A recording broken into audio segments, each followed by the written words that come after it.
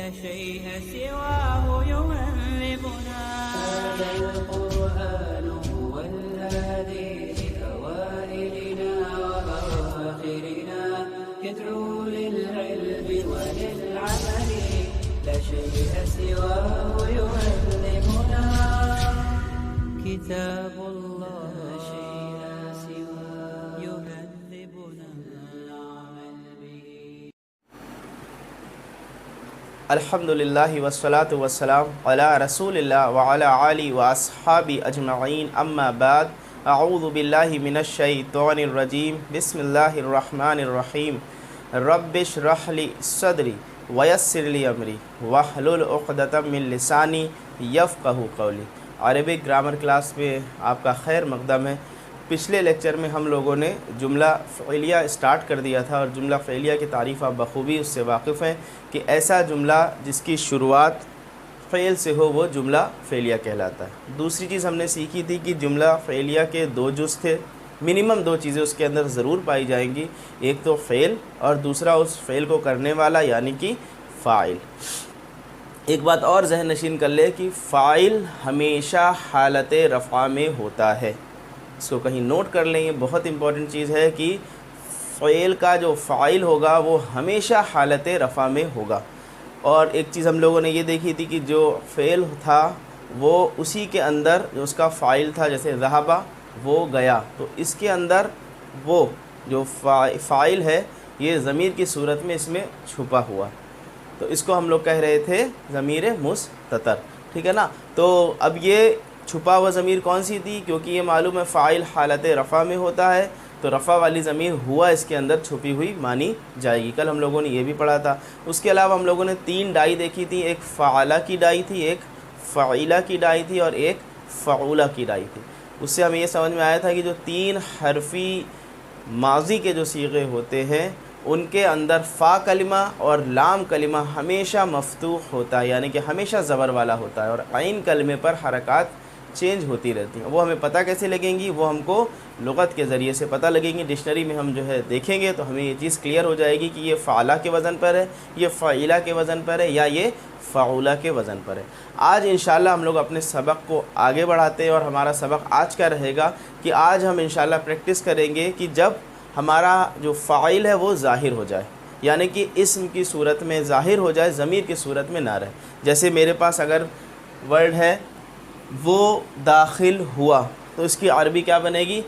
داخل ہونے کا جو مادہ ہے دال خا لام، یہ اس کا مادہ، یہ روٹ ورڈ ہے۔ تو اس سے جو وہ داخل ہوا، یہ کیا چیز ہے؟ یہ تھرڈ پرسن ہے، واحد ہے، اور وہ سے ہم مان رہے ہیں مذکر کی بات کر رہے ہیں، تو یہ مذکر ہے، تو یہ کیا بن جائے گا؟ دخلا۔ دخلا اس کا مطلب کیا ہوا؟ کہ وہ داخل ہوا،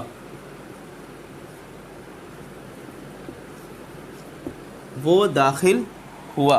اب اگر کوئی سوال کرے کہ بھائی وہ کون داخل ہوا، تو اب ہم کو اس اسم کا نام لے کر کے آنا پڑے گا، تو اس کو ہم کہہ رہے ہیں کہ اسم ظاہر، اسم کو ہمیں ظاہر کرنا پڑے گا کہ کون داخل ہوا۔ دوسری بات اگر ہم کہیں کہ تو داخل ہوا، تو تو داخل ہوا کی عربی کیا ہوگی؟ دخل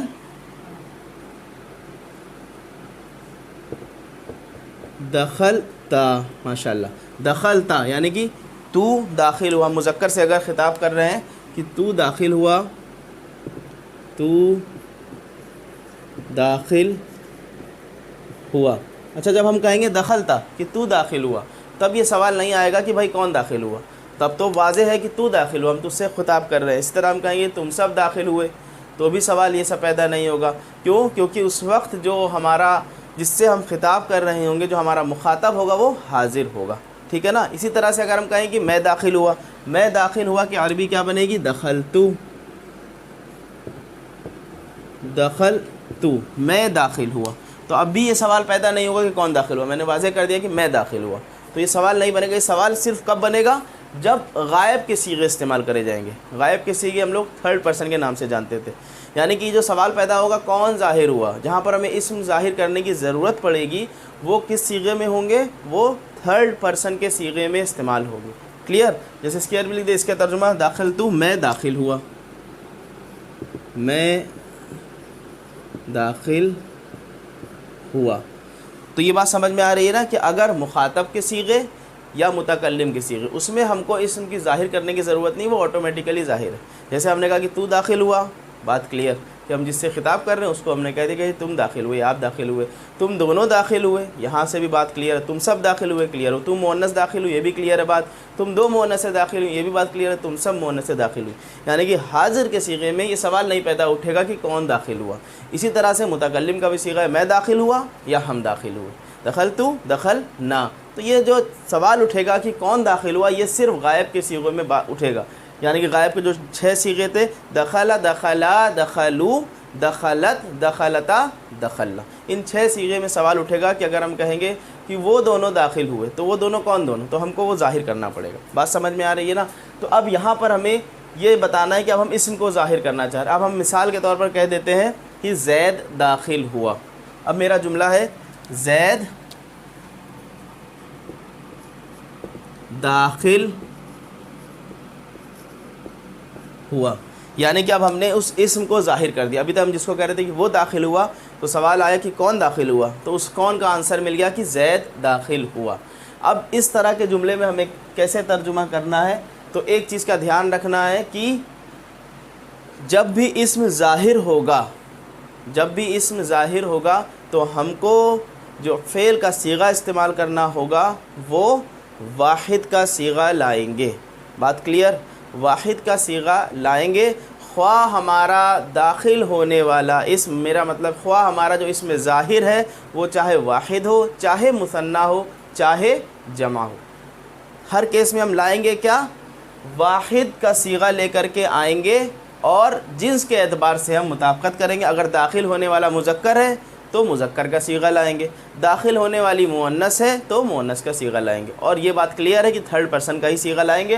2nd پرسن اور 1st پرسن سے تو بات کلیئر ہو رہی تھی, یہ سوال نہیں اٹھ رہا تھا. تو اس کا مطلب ہم کو جو صیغہ لے کر کے آنا فعل کا, جب ہمارا اسم ظاہر ہو جائے گا, جیسے یہاں ظاہر ہو گیا زید, داخل ہونے والا شخص کون ہے, زید, یعنی کہ یہ فاعل بن گئے, یہ ہے فاعل, اور داخل ہوا یہ ہے کہ ہمارا فعل. ہم کو جملہ فعلیہ بنانا ہے. جملہ فعلیہ میں پہلے ہم فعل لے کر کے آئیں گے. تو داخل ہوا, جب بھی فاعل ہمارا ظاہر ہو جائے گا تو ہم کیا صیغہ لے کر کے آئیں گے, واحد کا صیغہ استعمال کریں گے. واحد کے صیغے ہمارے پاس یا تو دخلا ہے یا تو دخلت ہے مؤنث کے لیے. تو فاعل جو ہے وہ ہمارا مذکر ہے, تو مذکر کے لحاظ سے ہم دخلا کو لے کر کے آئیں گے, دخلا. اب یہاں پر داخل ہونے کون ہے, زید, تو ہم کر دیں گے دخلا زئی. اب اس کی حالت کون سی آئے گی, کیونکہ فاعل ہمیشہ حالت رفع میں ہوتے, تو دخلا زیدن, دخلا زیدن. آج آپ کو ایک اور وجہ پتہ لگی اسم کے حالت رفع میں آنے کی, کہ فاعل ہوگا تو وہ ہمیشہ حالت رفع میں آئے گا. تو دخلا زیدن, دخلا زیدن. بات کلیئر ہے, اس میں کوئی ڈاؤٹ نہیں. ایک اور ایگزامپل لیتے ہیں, جیسے ہم کہیں کہ ایک لڑکا داخل ہوا. اب زید کی جگہ پر ہم نے کر دیا ایک لڑکا داخل ہوا. ایک لڑکا داخل ہوا کہ عربی کیا بنے گی, دخلا, کیونکہ ہمیں پتہ ہے کہ جب اسم ظاہر ہوگا تو ہم کو فعل کا صیغہ کون سا, واحد کا لے کر کے آنا ہے. بس ہمیں, اور چاہے وہ ہمارا اسم ظاہر واحد ہو, چاہے مثنیٰ ہو, چاہے جمع ہو, کوئی سا بھی ہو, ہمیں لے کر کے آنا ہے واحد کا صیغہ. دھیان کس کا رکھنا ہے کہ جو فاعل ہے یا اسم ظاہر ہے وہ اس کا جنس کیا ہے. اگر مذکر ہے تو دخلا کا صیغہ آئے گا, مؤنث ہے تو دخلت آئے گا. یعنی کہ پھر کون سا صیغہ آئے گا, چوتھا صیغہ. پہلا اور چوتھا صیغہ, پہلا صیغہ چوتھا صیغہ استعمال کرنا ہے, ٹھیک ہے نا. اب کہہ رہے ہیں ہم ایک لڑکا داخل ہوا, تو دخلا لڑکے کی عربی ولد ہوتی ہے, دخلا ولدن. دن کیوں لے کر کے آئے, کیونکہ یہ فاعل ہے, اور فاعل ہمیں اچھی طرح سے پتہ ہے کہ وہ حالت رفع میں ہوتا ہے. اب اگر ہم کہہ رہے ہیں کہ یہ تو ہوا کہ ایک لڑکے کے لیے اس کو ہم نکرہ لے کر کے آئے, ٹھیک ہے نا. اب اگر ہم کہتے ہیں کہ لڑکا داخل ہوا تو اس کو معرفہ بھی لا سکتے تھے. تو لڑکا داخل ہوا کیا ہو جائے گا, دخلا الولد, معرفہ لے کر کے آ گئے, لڑکا داخل ہوا. بات سمجھ میں آ رہی نا. اب اگر ہم کہیں کہ وہ داخل ہوا, اسی طرح سے ہم کہیں کہ وہ دو داخل ہوئے, وہ دونوں داخل ہوئے, کہ عربی کیا بنے گی, دخلا, وہ دونوں داخل ہوئے, دخل، اس کا ترجمہ کیا ہے کہ وہ دونوں داخل ہوئے، ٹھیک ہے نا. اب اگر ہم کہیں کہ دو لڑکے داخل ہوئے، دو لڑکے داخل ہوئے، دو لڑکے داخل ہوئے، اس کو لکھ کے کرتے ہیں تو بات زیادہ واضح ہوگی. دو لڑکے داخل ہوئے. اب دو لڑکے کیا ہے؟ یہ ہمارا فاعل ہے، یہ فاعل، اور اس بار فاعل کیسا ہو گیا؟ ظاہر. اور داخل ہوئے ہمارا فعل. اور یہاں پر کیا تھا؟ دخلا، وہ دونوں داخل ہوئے. یہاں پر فاعل کیا تھا؟ ضمیر کی صورت میں تھا، تو اسی لیے اسی کے اندر صیغہ ہے دخلا. لیکن اب جب اس میں ظاہر ہو گیا تو ہم کو فعل واحد استعمال کرنا. اب ہم دخلا نہیں استعمال کریں گے بلکہ دخلا. دخلا، دخلا، اور ہمارا فاعل کیا ہے؟ دو لڑکے. دو لڑکوں کی عربی کیا ہوگی؟ الولدانی. آنی کیوں لے کر کے آ رہے ہیں؟ کیونکہ فاعل ہمیشہ حالت رفع میں ہوتا ہے. دخلا الولدانی،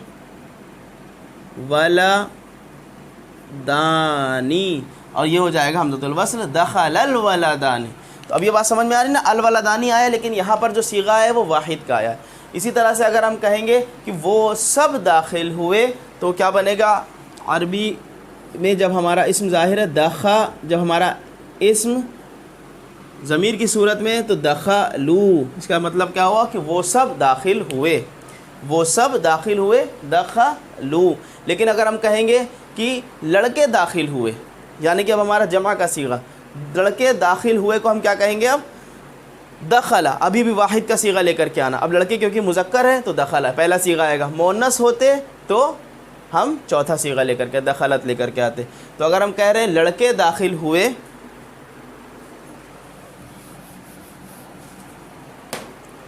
لڑکے داخل ہوئے، تو لڑکے کیا ہے؟ یہ فاعل ہے. داخل ہوئے کا کیا ہے؟ یہ فعل ہے. تو لے کر کے آنا ہے واحد. تو یہ دخلا، دخلا. اب لڑکے جمع کیا ہوتا؟ اولاد. تو دخلا الاولاد، دخل الاولاد، دخل الاولاد. تو یہ بات واضح ہوئی کہ جب ہمارا اسم ظاہر ہوگا تو یہ بہت موٹا قاعدہ لکھ لیجئے فعل کا، کہ جب ہمارا اسم ظاہر ہوگا، یعنی کہ جب ہمارا فاعل اسم ظاہر ہوگا تو ہم واحد کا صیغہ لے کر کے آئیں گے. ٹھیک ہے نا؟ پھر سے اس قاعدے کو لکھوا دیتے ہیں. اس قاعدے کو لکھ لیجئے کہ جب بھی ہمارا فاعل اسم ظاہر ہوگا تو فعل کا واحد کا صیغہ لایا جائے گا، خواہ ہمارا فاعل واحد ہو، مثنیٰ ہو یا جمع ہو. لحاظ کس کا رکھا جائے گا؟ صرف جنس کا. بات ہے کلیئر؟ اب اگر اسی کو ہم لوگ، یہ تو مذکر والے ہم لوگوں نے صیغے کر لیے، اگر ہم کہیں کہ وہ داخل ہوئی، وہ داخل ہوئی، وہ داخل ہوئی ہمارا کیا ہے؟ فاعل کیا ہے؟ ضمیر کی صورت میں، تو ہم صیغے کے حساب سے چلیں گے. وہ داخل ہوئی کون سا ہے؟ دخلت. دخلت. اگر ہم کہیں کہ وہ دونوں داخل ہوئی، دخلتا. دخلتا. ہم کہیں وہ سب داخل ہوئیں، مؤنث کی بات کر رہے ہیں تو کیا ہو جائے گا؟ دخلنا. دخلنا، کیونکہ پتہ ہے چھٹے صیغے سے لام کلمہ ساکن ہونا شروع ہو جاتا ہے. اب اگر ہم کہہ رہے ہیں کہ لڑکی داخل ہوئی، لڑکی داخل ہوئی، تو اب ہم کو صیغہ جب بھی ہمارا اسم ظاہر ہو گیا، لڑکی داخل ہوئی، تو اب یہاں پر جو فاعل ہے وہ ظاہر ہو گیا. ٹھیک ہے نا؟ اس میں ظاہر ہے. داخل ہوئی کی عربی ہمارے پاس ہے دخلا. ٹھیک ہے؟ لیکن جب اب ہم کو کیا کرنا ہے؟ واحد کا صیغہ لانا ہے، لیکن جنس پہ مطابقت کرنی ہے. فاعل کیسا ہے؟ مؤنث. تو اب ہم دخلا صیغہ نہیں لائیں گے بلکہ دخلت صیغہ لائیں گے. دخلت، دخلت البنت، البنت. دخلت البنتو، یہ ہو گیا۔ اب ایک اور چیز یہاں پر سمجھ لیں کہ اب یہ تو حمزۃ الوصل ہے، یہ تا ساکن آ گیا اور یہاں لام ساکن، دو ساکن ایک ساتھ جمع ہو گئے۔ تو جب ایسا کیس ہوگا کہ ہمارا آخر لفظ پر ساکن ہے اور ادھر شروع کے لفظ پر ساکن ہے، تو آخری لفظ کو ملاتے وقت کون سی حرکت دیتے ہیں؟ یہاں پہلے پڑھ چکے ہیں، زیر کی حرکت دے دیتے ہیں۔ تو اب یہاں پر ہو جائے گا دخلت البنت، دخلت البنت۔ یہ صیغہ کون سا ہے؟ یہ چوتھا صیغہ ہے۔ اسی طرح سے اگر ہم کہیں گے کہ وہ، یا ہم کہیں گے کہ دو لڑکیاں داخل ہوئیں، دو لڑکیاں داخل ہوئی میں کیا کریں گے؟ صیغہ ہمیں واحد کا ہی لے کر کے آنا ہے، تو ہم کہیں گے دخلت، دخلت، اور دو لڑکیوں کی عربی کیا ہوگی؟ البنتانی، البنتانی، بنتانی۔ اب یہاں ملا کے پڑھنے کے لیے اس کو زیر دے دی جائے گی، دخلت البنتانی، دخلت البنتانی۔ بات سمجھ میں آ رہی نا کہ یہ دو کا، یہ جو فاعل ہے وہ مثنی کا صیغہ تھا، لیکن ہم فعل کیسا لے کر کے آئے؟ واحد، کیونکہ یہی قاعدہ ہم نے پڑھا ہے کہ جب بھی فاعل اس میں ظاہر ہوگا تو ہم فعل کا واحد کا صیغہ استعمال کریں گے، صرف ہم مطابقت جنس کے اعتبار سے کریں گے۔ اگر فاعل مذکر ہے تو پہلا صیغہ آئے گا، اور اگر فاعل ہمارا مؤنث ہے تو چوتھا صیغہ آئے گا، ٹھیک ہے۔ اسی طرح سے اور ایک اور کر لیتے ہیں کہ لڑکیاں داخل ہوئیں، تو بھی ہم کیا لے کر کے آئیں گے؟ واحد کا صیغہ لائیں گے، لیکن مؤنث ہے تو دخلت لے آئیں گے۔ لڑکیوں کی عربی کیا ہو جائے گی؟ البنات، دخلت البنات۔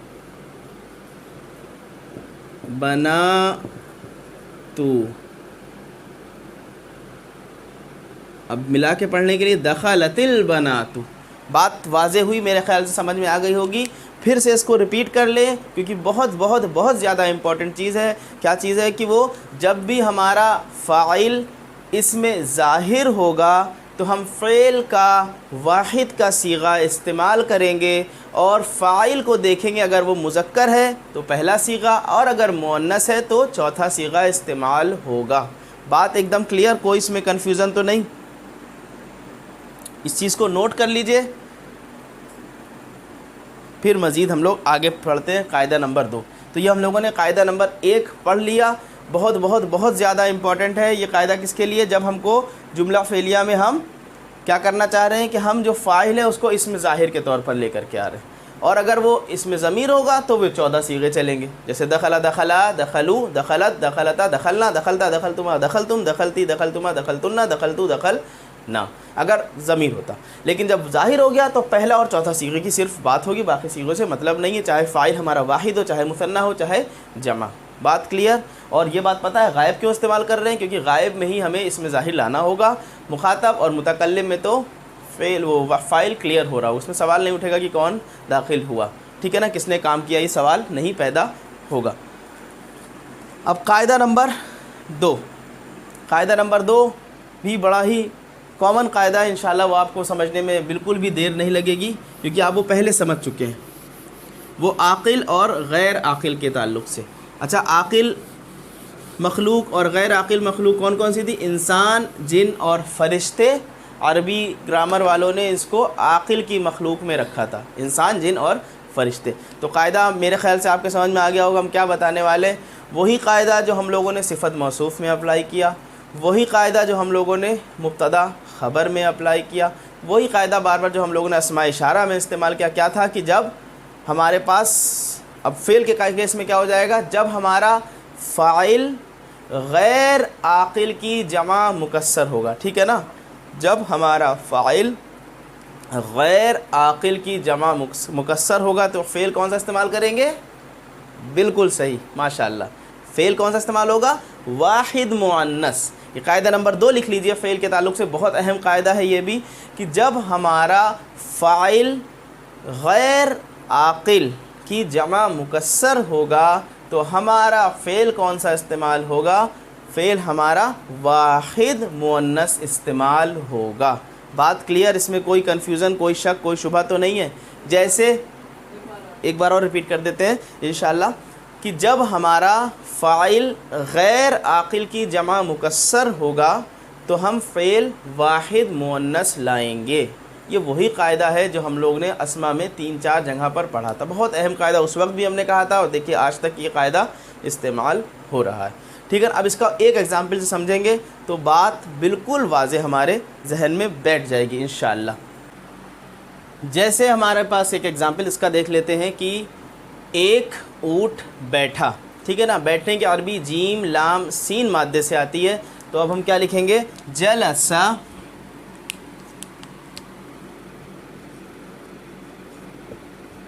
جلسہ اونٹ کی عربی ہوتی ہے جمل، ٹھیک ہے نا۔ ایک اونٹ بیٹھا تو جلسہ جمل۔ اسی طرح سے اب ہم کہہ رہے ہیں کہ 2 اونٹ بیٹھے، تو 2 اونٹ کی عربی کیا بن جائے گی؟ جملانی۔ اور یہ ہمیں پتہ ہے کہ جب اس میں فاعل اس میں ظاہر ہو گیا تو ہم کو واحد کا ہی صیغہ لے کر کے آنا ہے، تو ابھی بھی ہم جلسہ ہی لے کر کے آئیں گے، جلسہ جملانی۔ لیکن جب ہم کہہ رہے ہیں کہ کچھ اونٹ بیٹھے، یعنی کہ ہم جمع کا صیغہ لانا چاہ رہے ہیں، تو جمل کی جو جمع ہوتی ہے وہ فعال کے وزن پر جمال ہوتی ہے، جمال۔ اب یہاں پر ہم کیا لے کر کے آئیں گے؟ اب قاعدے کے اعتبار سے تو ہمیں جلسہ ہی لانا تھا، جلسہ جمال۔ لیکن ابھی ہم لوگوں نے قاعدہ نمبر 2 پڑھا فعل کا، کہ جب ہمارا فاعل غیر عاقل کی جمع مکسر ہوگا، اور غیر عاقل ہے یہ جمل اونٹ کیا ہے؟ غیر عاقل ہے، کیونکہ عاقل میں کیا آتا ہے؟ انسان، جنات اور فرشتے، تو یہ کیا ہے؟ یہ غیر عاقل ہے۔ تو غیر عاقل کی جب بھی جمع مکسر آئے گی تو اس کا جو فعل آئے گا وہ واحد مؤنث آئے گا، یعنی کہ چوتھا صیغہ۔ تو جلسہ کی جگہ پر ہم کیا استعمال کریں گے یہاں پر؟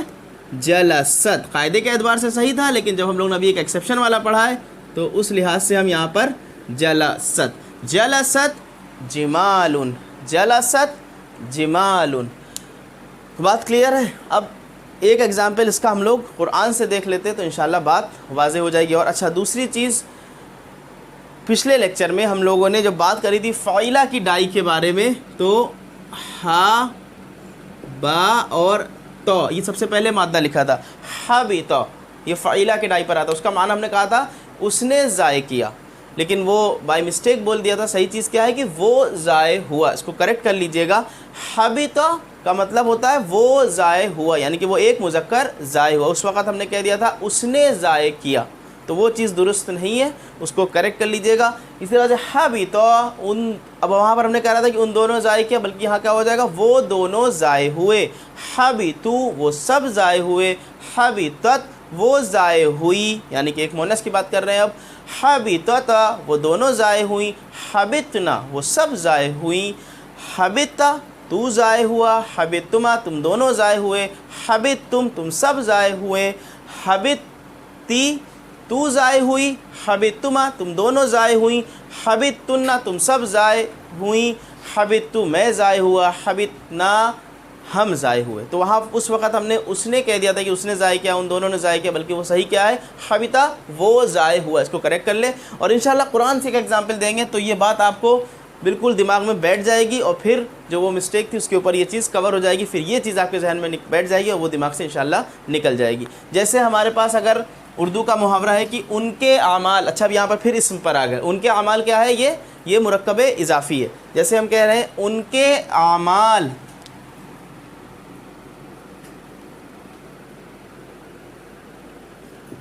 ان کے اعمال، اب یہ مرکب اضافی کا قاعدے کیا تھے؟ مضاف اور مضاف الیہ 2 اجزاء ہوتے تھے، اس کے مضاف پر 2 قاعدے لگتے تھے۔ 2 قاعدے کون کون سے لگتے تھے؟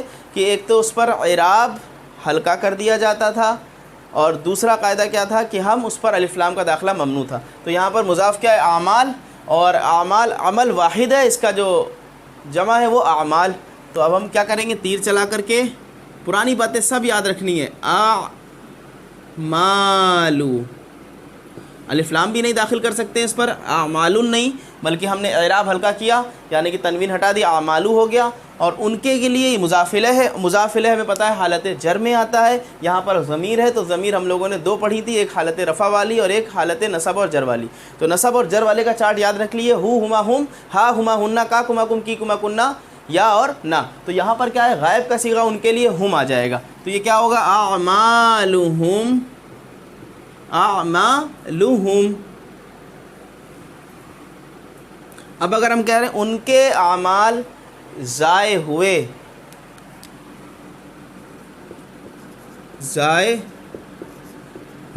اب یہ ضائع ہوئے کیا ہے ہمارا فعل, اس کی عربی کیا ہے, اس کے لیے ہا با تو مادہ آتا ہے اور فعیلہ کی ڈائی پر آتا ہے.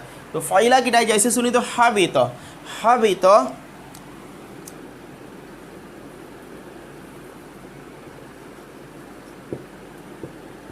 حبط. لیکن ہم نے ابھی قاعدہ پڑھا ہے کہ جب ہمارا فاعل غیر عاقل کی جمع مکسر ہو. یہاں پر فاعل کیا ہے اعمال, مضاف کو ہم مضاف الیہ میں مضاف ہمارا اہم حیثیت حاصل رکھتا ہے. تو اس میں کیا دیکھیں گے اعمالو کیا ہے, یہ غیر عاقل ہے. اور غیر عاقل کے لیے ہم لوگ فعل کیسا لاتے ہیں واحد مؤنث. تو حبطہ نہیں لائیں گے بلکہ چوتھا صیغہ لائیں گے. چوتھا صیغہ اس کا کیا بنے گا حبطت اعمالہم فی الدنیا والآخرہ. سورہ بقرہ کی آیت نمبر 217 ہے اعمالہم یا حبطت اعمالہم, ان کے اعمال ضائع ہوئے یا ضائع ہوئے ان کے اعمال فی الدنیا دنیا میں والآخرہ اور آخرت میں. تو یہ سورہ بقرہ سورہ نمبر 2 کی آیت نمبر 217 اس کو انشاءاللہ آپ دیکھ لیجئے گا. تو میرے خیال سے اب یہ بات آپ کے واضح ہو گئی کہ قاعدہ نمبر 2 کیا ہے کہ جب ہمارا فاعل غیر حقیقی یا فاعل ہمارا غیر عاقل کی جمع مکسر ہوگا تو اس کے لیے جو فعل لے کر کے آئیں گے وہ واحد مؤنث لائیں گے, یعنی کہ چوتھا صیغہ لائیں گے. صیغے نمبر بھی آپ کے ذہن میں ہونا چاہیے کہ 1 نمبر پہ کیا ہے, 4 پہ کیا ہے, 2 پہ کیا ہے, 3 پہ کیا ہے. ٹھیک ہے, 1 اور 4 زیادہ استعمال ہوتا ہے کب, جب فاعل ہمارا اس میں ظاہر استعمال ہو رہا ہوتا ہے. ٹھیک ہے, تو اب ہم لوگ چلتے ہیں قاعدہ نمبر 3 کی طرف. قاعدہ نمبر 3 ہم کیا بتانا چاہ رہے ہیں کہ کئی مرتبہ ایسا ہوتا ہے کہ ہمارے پاس فعل کو استعمال کرنے کا اختیار ہوتا ہے, یعنی کہ ہم اس کو مذکر لائیں تو بھی درست, مؤنث لائیں تو بھی درست. تو قاعدہ نمبر 3 میں ایسی کون سی صورتیں ہیں جس میں ہم فعل کو مذکر یا مؤنث دونوں لا سکتے ہیں. ہمارے لیے اور زیادہ آسانی بڑھ گئی. کوئی ٹینشن نہیں لینا کہ یار یہاں پر فاعل کیسا ہے, مذکر ہے کہ مؤنث, کیسا بھی ہو, مذکر ہے تو بھی صحیح, مؤنث ہے تو بھی صحیح. وہ 4 صورتیں ہیں, وہ 4 صورتیں جان لیجئے کون کون سی ہیں. کہ 4 کنڈیشن ایسی ہیں جس میں ہم لوگ, یہ قاعدہ نمبر 3 ہے کہ 4 کنڈیشنز یا 4 صورتیں ایسی ہیں جس میں ہم فعل کو چاہے تو مذکر لائیں چاہے تو مؤنث لائیں, ہمارے پاس اختیار ہوتا ہے. وہ 4 صورتیں کون سی ہیں. پہلی صورت یا پہلی کنڈیشن اس کو لکھ لیجئے کہ جب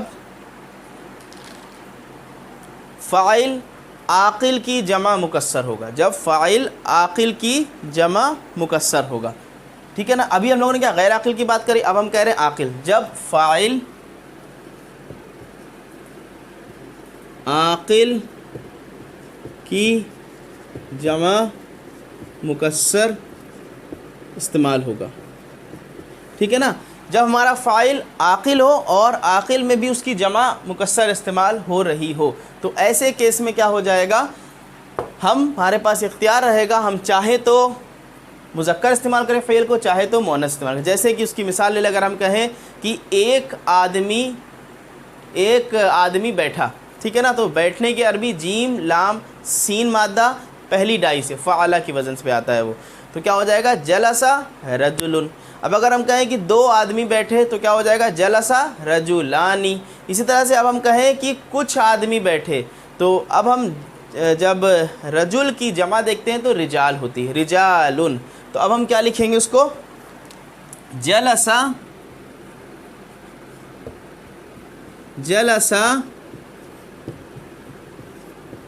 رجال. اب یہ عاقل ہے کیونکہ عاقل کی کیٹیگری میں 3 آتے ہیں, انسان جن اور فرشتے. عاقل ہے اور جمع مکسر ہے, تو ہمارے پاس اب اختیار ہے, ہم فعل کو واحد بھی مذکر بھی لا سکتے ہیں, لے آئے, یا مؤنث بھی لا سکتے ہیں. تو جلسہ بھی استعمال ہوگا یہاں پر, ہو سکتا ہے, اور جلست بھی, دونوں درست ہیں. جلسہ رجالن یا جلست رجالن. تو یہ چاروں صورتوں کی ہم انشاءاللہ ایک ایک ایگزامپل دے کر کے بات کو آگے چلائیں گے تاکہ ہمارا لیکچر بہت زیادہ لمبا نہ ہو جائے, بات بھی ہمیں واضح ہو جائے. تو بات واضح ہو گئی کہ پہلی کنڈیشن کب, جب ہمارا فاعل عاقل کی جمع مکسر ہوگا تب ہم فعل کو واحد بھی لا سکتے ہیں اور فعل کو مذکر بھی لا سکتے ہیں, فعل کو مؤنث بھی لا سکتے ہیں. دوسری صورت, دوسری کنڈیشن کیا ہے کہ جب ہمارا فاعل اسم جمع ہو. اب اسم جمع کیا ہوتی ہے؟ ایسا اسم جو ہوتا تو واحد ہے لیکن وہ دلالت کرتا ہے جمع پر. جیسے ہم کہیں قوم، ایک قوم، تو اب قوم ایک اکیلے آدمی سے نہیں بنے گی بلکہ کیا ہوں گے؟ کئی سارے افراد اس میں مل کے قوم بنائیں گے. تو اب وہ کیا ہوگا؟ وہ ایک ورڈ واحد ہے، ایک قوم ہم واحد کے لیے استعمال کر رہے ہیں لیکن وہ دلالت کر رہا ہے کس پر؟ ایک پلورل پہ دلالت کر رہا ہے. تو ایسے وہ کہتے ہیں اسم جمع. انگلش کا نام سن لیجئے تو میرے خیال سے آپ کو بات واضح ہو جائے. کلیکٹیو ناؤن کے نام سے جس کو ہم نے انگلش میں پڑھ رکھا ہے، کلیکٹیو ناؤن. اسی طرح سے ہم کہیں ایک گروہ یا ایک جماعت، تو یہ سب کے سب کیا ہے؟ یہ ہے تو واحد اسم لیکن دلالت کس پر کر رہے ہیں؟ جمع پر. تو یہ سب اسم جمع کی کیٹیگری میں شمار ہوگا. ٹھیک ہے نا؟ تو فاعل ہمارا جب اسم جمع ہو تو بھی ہمارے پاس اختیار ہے کہ ہم چاہے تو اس کو مذکر استعمال کریں اور چاہے تو ہم فعل کو مؤنث استعمال کریں. جیسے ہم کہیں کہ قوم غالب ہوئی. ٹھیک ہے نا؟ قوم غالب ہوئی. تو اب غالب کے لیے غین، لام اور با ہمارے پاس مادہ ہے. ٹھیک ہے نا؟ قوم غالب ہوئی تو غین، لام اور با مادہ ہے.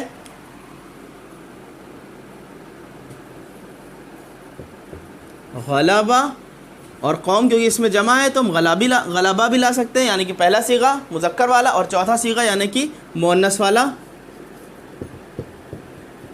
غلبت، دونوں استعمال کر سکتے ہیں. قوم غالب ہوئی، القوم، اور قوم کو حالت رفع میں لے آئیں گے، القوم، غلب القوم، اور اگر اس کے ساتھ ملا کے پڑھنا ہے تو غلبت القوم. بات کلیئر؟ تیسرا ایگزامپل چلتے ہیں کہ تیسرا کیس کون سا ہوگا؟ فاعل اگر غیر حقیقی مؤنث ہو. اب یہ دیکھیے اسم آپ کا پیچھا نہیں چھوڑ رہا ہے. اس میں آپ نے پڑھا تھا کہ جنس کے اعتبار سے دو طرح کے ہو سکتے تھے، مذکر یا مؤنث. پھر مؤنث میں آپ نے پڑھا تھا یا تو حقیقی یا غیر حقیقی. تو یہاں وہی والی ٹرم آ گیا. تیسرا والا کیس کیا ہے کہ جب ہمارا فاعل غیر حقیقی مؤنث ہو. جب فاعل غیر حقیقی مؤنث ہوگا تو بھی ہمارے پاس اختیار ہے فاعل غیر حقیقی مؤنث ہو تو بھی ہمارے پاس اختیار ہے کہ ہم چاہیں تو تب فعل کو مذکر استعمال کریں، چاہے تو فعل کو مؤنث استعمال کریں. جیسے ہم کہنا چاہ رہے ہیں کہ سورج طلوع ہوا. طلوع ہونے کی عربی کیا ہے؟ تو لام عین، اور یہ بھی پہلی والی ڈائی سے آتا ہے یعنی کہ فعلا والے وزن پر. تو اب ہم کیا کہیں گے؟ طلع، اور ہم چوتھا صیغہ بھی استعمال کر سکتے ہیں طلعت. کیوں؟ کیونکہ جو سورج ہے الشمس، شمس عربی میں کہاں استعمال ہوتا ہے؟ یہ بطور مؤنث استعمال ہوتا ہے اور یہ غیر حقیقی ہے. تو اس کو ہم لوگوں نے متفرق اسماء میں لکھا تھا. تو یہاں پر الشمس، الشمس، اب جب ملا کے پڑھیں گے طلع الشمس. اچھا یہ بھی دھیان رکھنا ہے کہ حروف شمسی میں سے تو یہ لام جو ہے پڑھنے سے ساکت ہو جائے گا. تو طلع الشمس یا طلعت الشمس، طلعت الشمس دونوں درست ہیں. کیوں؟ کیونکہ فاعل ہمارا غیر حقیقی مؤنث آ گیا. اب چوتھی اور لاسٹ کیٹیگری بھی سمجھ لیجئے کہ فاعل اگرچہ حقیقی مؤنث ہو، فاعل اگرچہ حقیقی مؤنث ہو لیکن فعل اور فاعل کے درمیان فاصلہ ہو جائے تو بھی ہمارے پاس اختیار رہے گا. یعنی کہ ہم پھر سے ریپیٹ کر دیں کہ اگر ہم کہہ رہے ہیں کہ ہمارے پاس کہ فاعل اگرچہ حقیقی مؤنث ہو، ابھی ہم نے کہا نا غیر حقیقی، لیکن چوتھا پوائنٹ کیا ہے کہ فاعل اگر ہمارے پاس حقیقی مؤنث ہو لیکن فعل اور فاعل کے درمیان فاصلہ ہو جائے تو بھی ہمارے پاس اختیار ہے کہ ہم فعل کو مذکر لائیں یا مؤنث لائیں، یعنی کہ پہلا صیغہ استعمال کریں چاہے چوتھا صیغہ استعمال کریں. تو چوتھا پوائنٹ اور آخری پوائنٹ ہے کہ فاعل اگرچہ حقیقی مؤنث ہو لیکن فاعل اور فعل کے درمیان فاصلہ ہو. ریپیٹ کر دیں، فاعل اگرچہ حقیقی مؤنث ہو لیکن فاعل اور فعل کے درمیان فاصلہ ہو، اگر ایسا ہے تو بھی ہمارے پاس اختیار ہے کہ ہم چاہے تو فعل کو مذکر لے آئیں، چاہے تو مؤنث یعنی کہ چاہے پہلا صیغہ چاہے چوتھا صیغہ۔ جیسے اگر ہمارے پاس ایک نارمل سا جملہ ہے، اگر ہم کہہ رہے ہیں کہ فاطمہ نے عبادت کی، تو عبادت کے لیے عین با دال مادہ ہے، تو فاطمہ کیونکہ مؤنث ہے تو ہم کیا کہیں گے، عبدا عبدا عبدت، چوتھا صیغہ استعمال کریں گے، کیا ہو جائے گا وہ، عبدت فاطمہ تو۔ اب یہ فاطمہ تو کیوں لکھ رہے ہیں، کیونکہ یہ غیر منصرف اسما، یہ بھی سب باتیں یاد ہونی چاہیے پرانے لیکچر سے۔ عبدت فاطمہ تو، عبدت فاطمہ تو۔ لیکن اگر ہم کہہ رہے ہیں کہ فاطمہ نے آج عبادت کی، تو اب آج کے لیے عربی میں الیوم آ جائے گا، تو الیوم جب اس کے بیچ میں داخل ہو گیا الیوم، تو اب یہ فعل اور فاعل کے درمیان فاصلہ ہو گیا، تو اب ہمارے پاس اختیار ہوا کہ اب ہم جو فعل لے کر کے آئیں گے، چاہے عبادت لے کر کے آئیں یا ہم چاہے تو عبادہ بھی لا سکتے ہیں، عباد الیوم فاطمہ تو، عبادت اب اس کو بھی دھیان رکھیں، عبادت الیوم فاطمہ تو، عبادت الیوم فاطمہ تو بھی صحیح ہے، یا عباد الیوم فاطمہ تو۔ یہ چار کنڈیشنز ایسی ہیں جس میں ہمارے پاس اختیار رہتا ہے کہ ہم فعل کو چاہے مذکر لائیں چاہے مؤنث لائیں، یعنی کہ ہمارے لیے اور زیادہ آسانی ہو جاتی ہے۔ اب بس لیکچر کو یہیں پر روکتے ہیں، انشاءاللہ باقی مزید ہم لوگ اگلے لیکچر میں سیکھیں گے، اور اگلے لیکچر میں ہم لوگ جب شروع کریں گے تو مفعول کے بارے میں بات کریں گے۔ تو انشاءاللہ مفعول جب ہمارے سامنے آ جائے گا تو قرآن اور حدیث کا ایک بڑا ذخیرہ ہمارے سامنے کھل کے آئے گا، تو انشاءاللہ ہمیں اس کے مزید بہت سارے ایگزامپل ہمیں قرآن اور حدیث سے ملیں گے۔ اب آپ کا کام کیا ہے کہ آپ نے جتنا بھی لیکچرز ابھی تک سنے ہیں، جو پڑھے ہیں، ان کو آپ کو قرآن اور حدیث میں تلاشنا ہے کہ جو آپ پڑھ کے جا رہے ہیں اس کو آپ پریکٹیکلی اس میں ڈھونڈ پا رہے ہیں کہ نہیں ڈھونڈ پا رہے ہیں۔ بھلے ہی اس کام میں تھوڑا سا وقت آپ کا زیادہ لگ جائے، آپ قرآن پڑھیں تو اس میں بھی تلاشیں جو چیزیں آپ نے سیکھی ہیں وہ کہاں کہاں مل پا رہی ہیں آپ کو۔ حدیث پڑھیں تو حدیث میں پہلے عربی متن پڑھیں پھر اس کا ترجمہ پڑھیں، ڈائریکٹ ترجمہ نہیں پڑھیں، عربی متن میں وہ چیزیں تلاشیں جو ہم لوگوں نے سیکھی ہیں، تب انشاءاللہ ہمارے اس کورس کا بھرپور فائدہ ہم اٹھا سکتے ہیں۔ سبحانک اللہم و بحمدک، اشہد ان لا الہ الا انت، استغفرک و اتوب الیک۔ السلام علیکم ورحمۃ اللہ وبرکاتہ۔